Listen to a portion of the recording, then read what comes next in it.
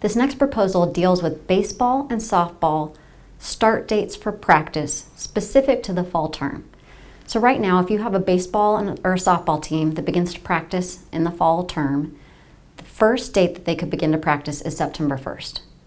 Under this proposal, that language would be amended to say that the baseball or the softball team could begin to practice on either September 1 or the first date of the fall term for that particular institution, whichever is earlier.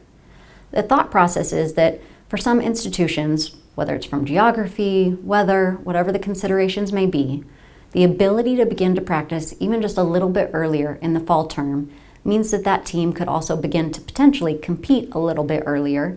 And for those institutions that may have restrictions or limitations on how much they can compete in the fall term, the thought process from the sponsors is that every little bit helps and would be an assistance to those baseball and softball teams in getting in some additional practices or games within the fall term.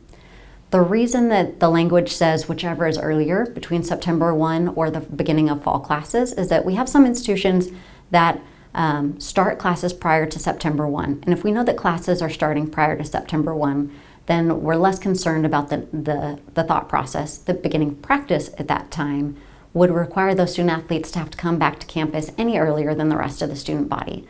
So we feel like there's some protections there. But also we know that some institutions don't start classes prior to September 1. They may start later.